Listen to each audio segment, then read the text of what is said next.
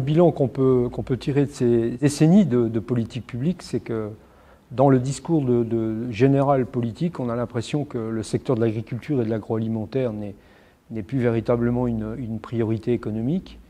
Et des mots comme performance, on ne les entend pas assez. On salue les initiatives du dernier quinquennat pour accompagner les investissements sur les enjeux de souveraineté, sur les enjeux agroécologiques, sur les enjeux d'adaptation au changement climatique. Mais on a besoin de retrouver de la performance, de la confiance pour notre secteur. La performance, ça se décline autant d'une manière sur un plan économique que sur un plan écologique. On a besoin d'avoir de la visibilité et de la confiance pour enclencher les investissements, pour enclencher des dynamiques profondes de transition des systèmes agricoles, et puis besoin de confiance pour que tous les acteurs de la filière, du semencier aux transformateurs, en passant par le collecteur et le producteur, puissent s'aligner en quelque sorte pour investir durablement, pour effectuer les changements en profondeur qui s'opèrent, de façon à ce que ce bilan des 10 ans ne laisse pas une impression d'incomplet ou d'incohérence parfois dans les politiques. Je veux juste citer, pour terminer cette réponse, l'insuffisance ou la restriction ambiante sur les moyens de production, qui sont quand même le vecteur essentiel de la dynamique de reconquête, notamment des protéines, avec les cultures que nous représentons dans les oléoprotéagineux.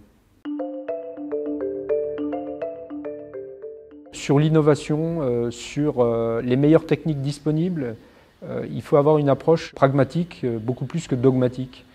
C'est un petit peu le travers de la classe politique d'une manière générale, d'être dans le déclaratif, l'intentionnel ou même la posture. Il faut avoir une vision moyen terme et voire long terme qui dépasse parfois les échéances des mandats politiques pour asseoir une trajectoire et une vision qui s'inscrit sur le long terme. Donc on a besoin d'avoir une approche qui tient compte des réalités d'abord des technologies disponibles. On a aussi besoin, et nous le vivons dans le secteur de la production agricole, d'avoir une bienveillance quelque part des fragilités générées notamment par le changement climatique. Donc il faut un petit peu de bon sens quelque part dans les politiques qui amènent des trajectoires accessibles finalement à l'ensemble des acteurs des filières. Je crois qu'il ne faut pas opposer les exigences de l'économie aux urgences écologiques et climatiques qui sont des challenges essentiels pour l'évolution du secteur agricole et agroalimentaire et du secteur des semences. Je crois qu'il faut aider les mutations.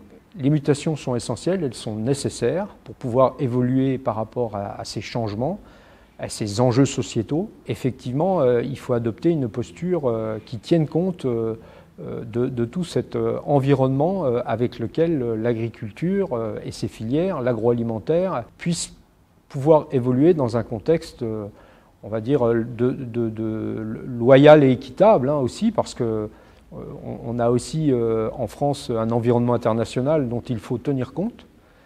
Donc il faut aussi s'imprégner de cette réalité-là. Et en cela, effectivement, le secteur de la semence, la génétique des variétés permet d'accéder à du matériel, ou en tout cas des plantes, qui sont endurantes par rapport aux enjeux qui sont devant nous, que je viens de citer, les enjeux d'une agriculture plus verte, mais aussi des enjeux qui concernent une agriculture plus résiliente face au changement climatique.